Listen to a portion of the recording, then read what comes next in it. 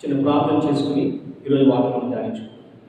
మహోన్నతుడా, మహాపరిశుద్ధుడా, గొప్ప దేవుడా తండ్రి, మీ ఆత్మ ద్వారా, మీ వాక్యం ద్వారా మీరే మాతో మాట్లాడవలసిందిగా, మమ్మల్ని ముందుకు నడిపించవలసిందిగా యేసుక్రీస్తు వారి అతి పరిశుద్ధ నామంలో మిమ్మల్ని ప్రార్థించి ప్రతిమాని వేడుకుంటున్నాము మా ప్రియ పరలోకపు తండ్రి. ఆమేన్.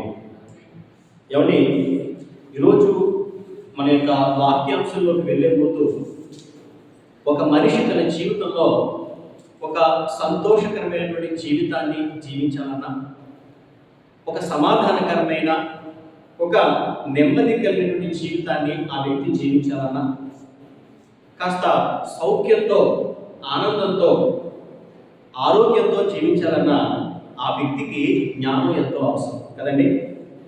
ఎవరికైతే చక్కటి జ్ఞానం ఉంటుందో, ఎవరికైతే ఆ మంచి జ్ఞానం ఉంటుందో, ఆ జ్ఞానం కలిగిన వారి జీవితాలు ఎంతో సంతోషభరితంగా, ఎంతో సమాధానంగా ఉంటాయి.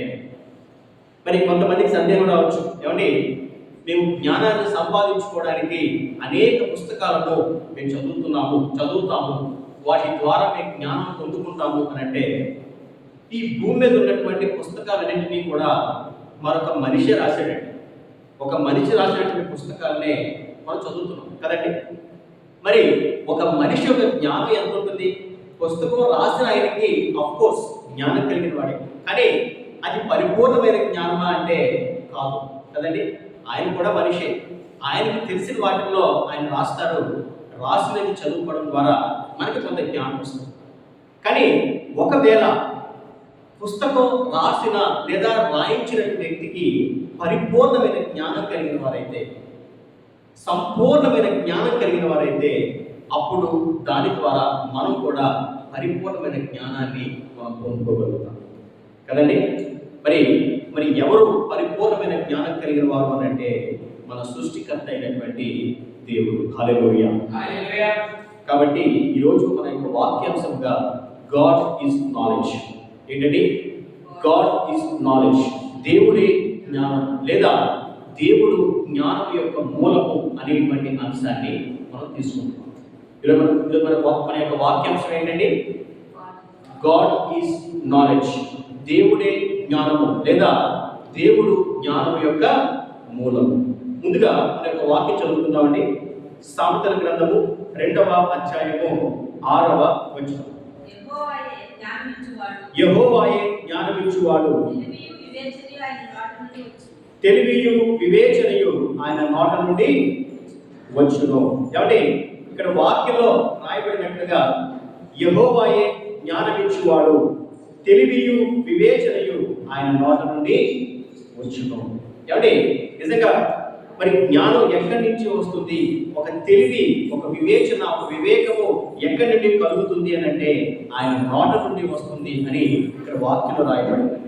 హల్లెలూయా, హల్లెలూయా. మరి మరొక వాక్యం చదువుకున్నట్లయితే రోమాపత్రిక 11వ అధ్యాయము 33 మరియు 34 వచనాలను మనం చదువుతున్నామండి. ఆహా, దేవుని బుద్ధి జ్ఞానముల బాహుల్యము ఎంతో గంభీరము, ఆయన తీర్పులు శోధింపనెంతో ఆశ్చర్యకరములు, ఆయన మార్గములెంతో అగమ్యములు.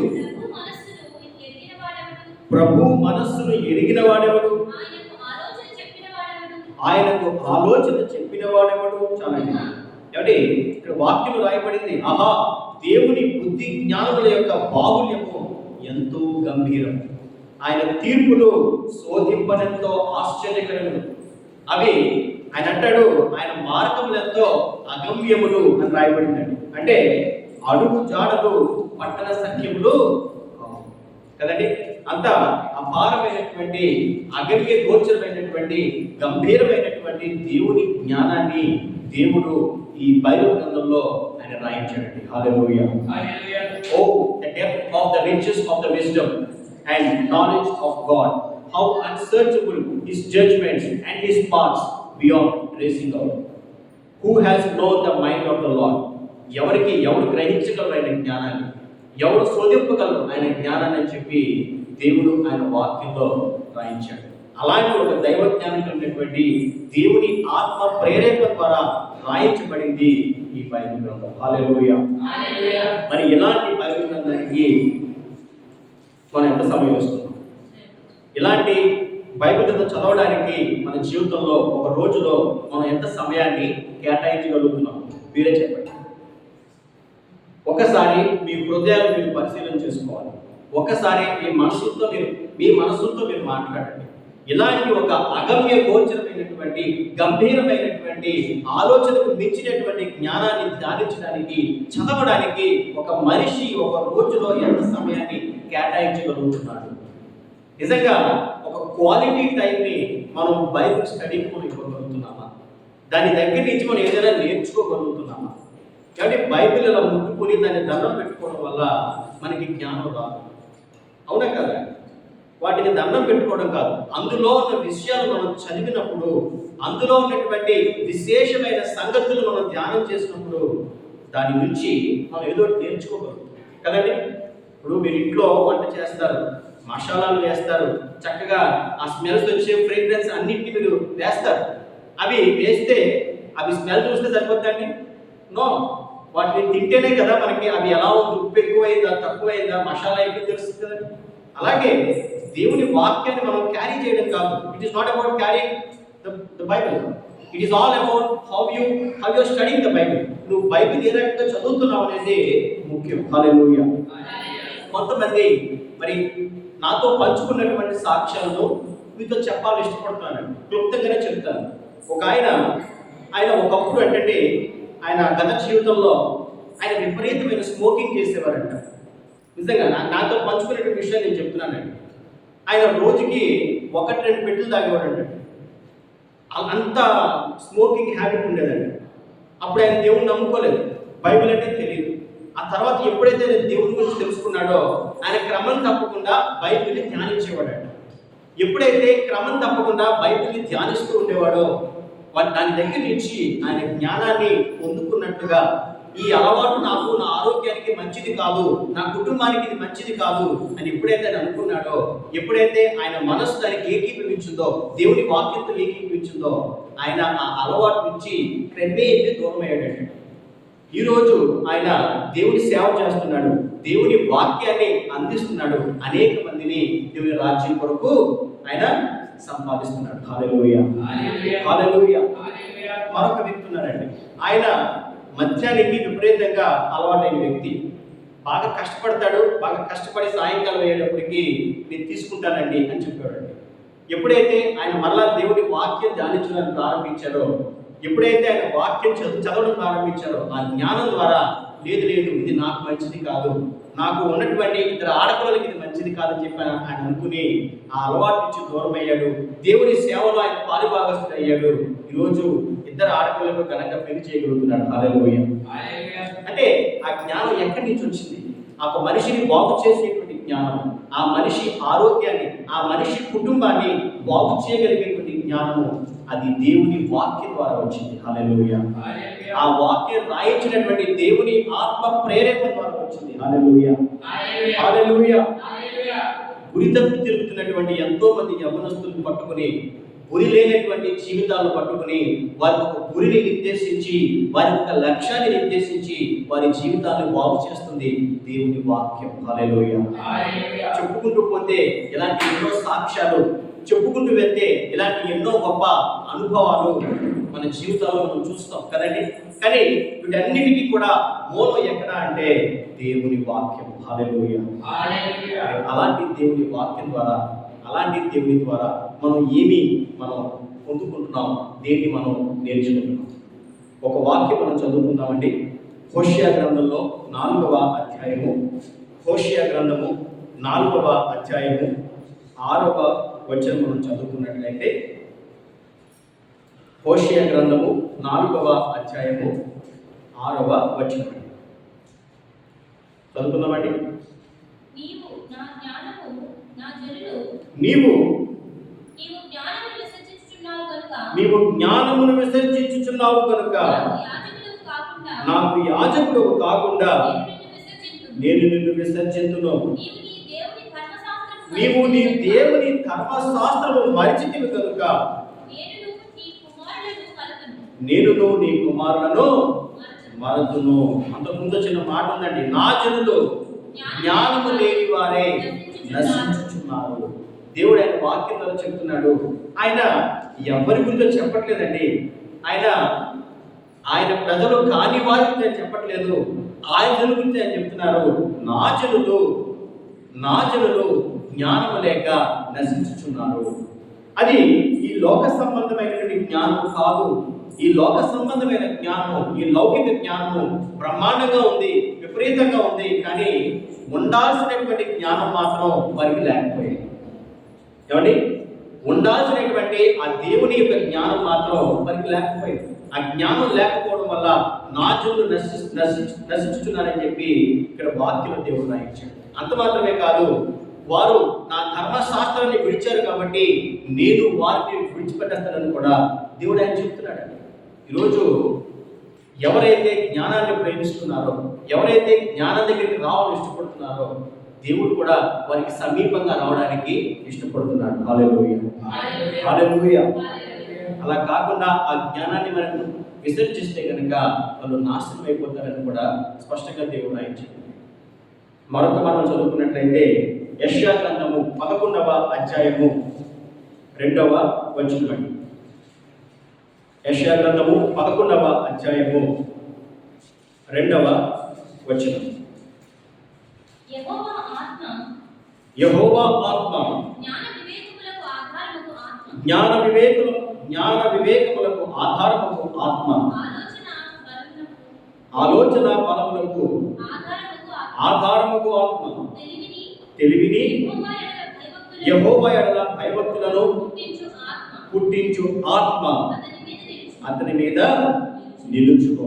ఇక్కడ దేవుడు స్పష్టంగా చెప్తున్నాడు, యెహోవా యొక్క ఆత్మ జ్ఞాన వివేకములకు ఆధారముకు ఆత్మ, ఆలోచన బలములకు ఆధారముకు ఆత్మ అని చెప్పి ఆయన చెప్తున్నాడు. మరి ఈ బుద్ధిహీనత ఎలాంటిది అని కూడా వాక్యంలో రాయబడింది. బుద్ధిహీనత అన్నది బొబ్బలు పెట్టినది, అది కాముకురాలు, దానికి ఏమీ తెలివి లేదు అని సామెతల గ్రంథంలో రాయబడింది. దానికి ఏ మాత్రము కూడా మరి అది బుద్ధి లేనిది, దానికి అది కేవలము ఒక మనిషిని పాడు చేసి పాతాళము మాత్రమే పెట్టేది అని కూడా మనం వాక్యంలో చూస్తాం.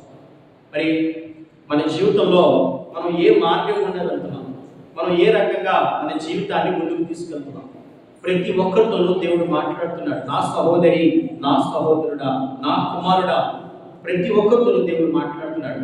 ఈరోజు మన జీవితాలు జ్ఞానయుక్తమైనవిగా ఉన్నాయా?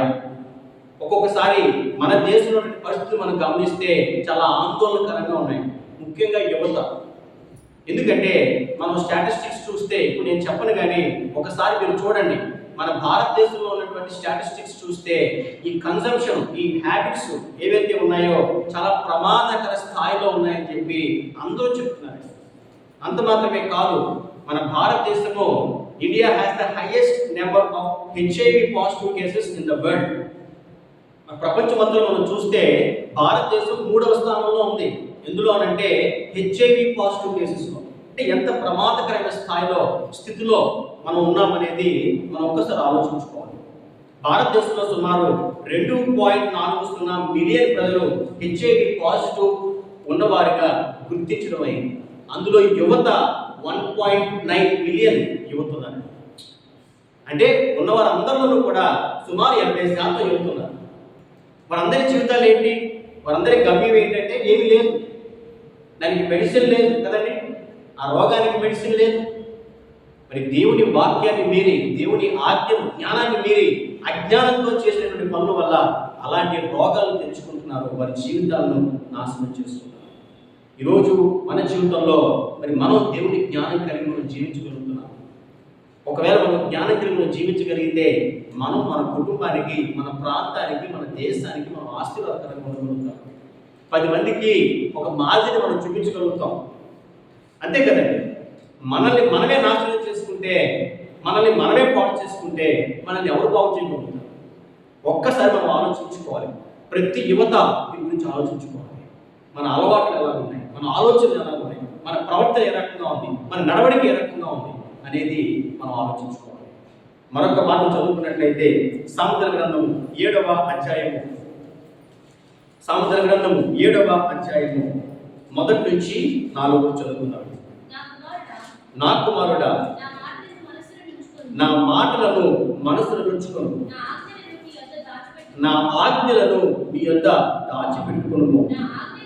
నా ఆజ్ఞలను నీవు మనసులో ఉంచుకునే ఎడల నీ కనుపాప వలె నా ఉపదేశమును కాపాడిన ఎడల నీవు బ్రతుకుదువు. నీ ప్రేళ్లకు వాటిని కట్టుకొనుము, నీ హృదయమును పలక మీద వాటిని రాసుకొనుము. జ్ఞానముతో నీవు నా అక్కవనియు, తెలివితో నీవు నాకు చెరికెత్తవనియు చెప్పుము. దేవుడు స్పష్టంగా చెప్తున్నాడు. చాలా దేవుడు స్పష్టంగా చెప్తున్నాడు, నా కుమారుడా, నా కుమార్తె, నా మనసులో నా మాటలను మనసులో పెట్టుకో, నీ హృదయమును పలక మీద వాటిని రాసుకో. జ్ఞానముతో నీవు నా అక్కవనియు, తెలివితో నీవు నా చెరికెత్తవనియు చెప్పు. వాటికి సమీపంగా నువ్వు జీవించు అని చెప్పి దేవుడు స్పష్టంగా ఆయన వాక్యం ద్వారా చెప్తున్నాడు. ఈరోజు ఎంతమంది వారి హృదయమును పలక మీద దేవుని మాటలు రాసుకోవాలని ఇష్టపడుతున్నారు? ఈరోజు ఎంతమంది వారి జీవితాల్లో దేవుడు ఏర్పరిచినటువంటి సరిహద్దుల్లో జీవించాలని వారు ఇష్టపడుతున్నారు? ఒకవేళ ఆ విధంగా మీరు జీవించేవారైతే మీరు ధన్యులు, మీ జీవితం సమాధానకరంగా సంతోషకరంగా ఉంటుందని చెప్పి వాక్యం సెలవిస్తుంది. అలా కాకుండా లేదు నా హృదయం ప్రేరేపించి ప్రతి దాన్ని నేను చేస్తాను, నాకు నచ్చినట్లుగా నేను జీవిస్తాను, నా ఇష్టపూర్వకంగా నేను జీవిస్తాను, నాకు దేవుని ఆజ్ఞ, దేవుని వాక్యము, దేవుని జ్ఞానము అక్కర్లేదు అనుకుంటే మాత్రం ఏదో ఒక రోజు మనం చేసినటువంటి పనులే మన నెత్తి మీదకి వస్తాయి. అవి మనకు శాపకరంగా, మన కుటుంబానికి నాశనకరంగా మారుతాయని కూడా దేవుడు చెప్తున్నాడు. కాబట్టి నిజంగా ఎవరైతే అయ్యా నిజంగా నా జీవితంలో ఎంతో ఇబ్బందులు నేను ఫేస్ చేయాల్సి వచ్చింది ఆయన, నా పనుల వల్ల, నా అజ్ఞానం వల్ల, నేను చేసినటువంటి తప్పుల వల్ల ఎంతో బాధపడుతున్నాను, నాకు జ్ఞానం ఇవ్వు ప్రభు అని చెప్పి మనం దేవుణ్ణి అడగగలిగితే ఆయన అంటాడు, ఎవరిని గద్దెప్పకుండా విస్తారముగా అందరికీ జ్ఞానం ఇచ్చేవాడు నేనే అని చెప్పినటువంటి దేవుడు. హల్లెలూయా. యాకోబు పత్రిక 1వ అధ్యాయము 5వ వచనం చదువుకున్నట్లయితే, జేమ్స్ చాప్టర్ 1:5, మీలో ఎవరికైనాను జ్ఞానము కొదవగా ఉన్నాడలా అతడు దేవుణ్ణి అడగవలెను, అప్పుడది అతనికి అనుగ్రహింపబడదు. ఆయన ఎవరిని గద్దింపక అందరినీ ధారాళముగా దయచేయువాడు. హల్లెలూయా, హల్లెలూయా. ఏమండి, బైక్ మీద కానీ కారు మీద కానీ 100-120 స్పీడ్ దాటి వెళ్తే గమ్ముని స్కిడ్ అయితే ఇంకా షేపులు కూడా ఉండవు అనే జ్ఞానం ఒక మనిషికి ఉండాలి కదండి. రీసెంట్గా నేను కార్ మీద వేరే ఊరు వెళ్తున్నప్పుడు ముఖ్యంగా కొంతమంది యువకులు, మరి అది పొలిటికల్ మీటింగో మరి ఇప్పుడు నాకు తెలియదు, అదేంటో నాకు తెలియదు, విపరీతమైన స్పీడ్లో వెళ్తున్నారు. అట్లీస్ట్ ఒక 150 స్పీడ్లో వాళ్ళు వెళ్తారు నాకు అనిపించింది. చేతుల్లో కర్రలు పట్టుకుని, జెండాలు పట్టుకుని ఆ స్పీడ్లో మరి వాళ్ళు ఎలా వెళ్తున్నారో కూడా తెలియని రీతిలో వెళ్తున్నారు. అలా వెళ్తూ ఎక్కడైనా జారి పడితే ఇంకా మనిషి పిల్లలు మనం చెప్పలేము అనమాట. నిజంగా కూడా ప్రతి ఒక్కరు ఆలోచించాలి. మనం ఒక పని చేసే ముందు మనం జ్ఞానం కలిగి మనం ప్రవర్తించగలగాలి. అలా ప్రవర్తించలేకపోతే అది మనకి కీడు, అది మనల్ని నాశనం చేస్తుంది. అదే విషయాన్ని దేవుడు ఆయన వాక్యం ద్వారా చెప్తున్నాడు. అది ఏదైనప్పటికీ ఎవరైనప్పటికీ కూడా. కాబట్టి ప్రతి ఒక్కరూ వారి జీవితాల్లో కొంత క్వాలిటీ టైం దేవుని వాక్యం చదవడానికి ఇవ్వాలని ప్రతి ఒక్కరిని నేను కోరుతున్నాను. కొంత సమయం మీరు దేవుని వాక్యం ధ్యానించండి, కొంత సమయం దేవుడితో మీరు మాట్లాడండి, దేవుడితో మీరు సంభాషించండి, ఆయనకు ప్రార్థన చేయండి. ఆయన ద్వారా కొన్ని విషయాలను నేర్చుకోవడానికి, దేవుని జ్ఞానాన్ని పొందుకోవడానికి, ఆయన ఎందుకు భయభక్తులు కలిగి మనం జీవించగలిగితే ఒక మంచి జీవితాన్ని మనం జీవించగలుగుతాం. కాబట్టి ప్రతి ఒక్కరూ కూడా మరి ఈ లోక సంబంధమైన జ్ఞానం ఓకే, ఈ లోక సంబంధమైన జ్ఞానం మనం ఎంత కావాలో తీసుకుందాం. దానికంటే ముఖ్యంగా దేవుడు మనకి ఇచ్చేటువంటి ఆ అమూల్యమైన ఆ గంభీరమైన ఆ శక్తివంతమైనటువంటి జ్ఞానం మనం పొందుకుందాం. దేవుడి కొరకు నమ్మకమైన సాక్షులంగా మనం జీవితాం. దేవుడు తన పరిశుద్ధ వాక్కును దీవించి ఆశీర్వదించును కాక. ఆమేన్. ప్రార్థన చేసుకుందాం. మహోన్నతుడా, మహాపరిశుద్ధుడా తండ్రి, విత్తబడినటువంటి ఈ వాక్యము మా హృదయాల్లో నాటపడి ఫలింపచేయటకు సహాయం దయచేయండి తండ్రి. మీ వాక్యం సెలవిస్తున్నట్టుగా తెలివియు జ్ఞానమునకు మూలమైనటువంటి నీ ద్వారానే జ్ఞానం వస్తుందని చెప్పి మీ వాక్యం సెలవిస్తుంది ఆయన. అలాంటి ఒక గొప్ప జ్ఞానాన్ని మాకు దయచేయండి తండ్రి నాయన. మేము అజ్ఞానుల వలె ఉన్నాం ప్రభావ, మాకు మీ జ్ఞానం కావాలి నాయన. మీ జ్ఞానంతో మమ్మల్ని నింపండి, మమ్మల్ని ముందుకు నడిపించండి, మా జీవితాలను బాగు చేయండి ప్రభావ. అనుదినము మీ వాక్యాన్ని ధ్యానించగలిగేటువంటి వ్యక్తులముగా, అనుదినము ప్రభావ తండ్రి మీరు ఇచ్చినటువంటి ఆ వాక్యం చదువుకుంటూ మా తప్పులను సరిచేసుకుంటూ మరి మంచి విషయాలను అలవర్చుకుంటూ జీవించగలిగేటువంటి జీవన విధానాన్ని మా అందరికీ దయచేయవలసిందిగా తండ్రి. ఆన్లైన్లో వాక్యం వీక్షిస్తున్నటువంటి ప్రతి ఒక్కరితో కూడా మీరు మాట్లాడవలసిందిగా నజరేయుడైన యేసుక్రీస్తు వారి అతి పరిశుద్ధ నామంలో మిమ్మల్ని ప్రార్థించి ప్రతిమాని వేడుకుంటున్నాము మా ప్రియ పరలోకపు తండ్రి.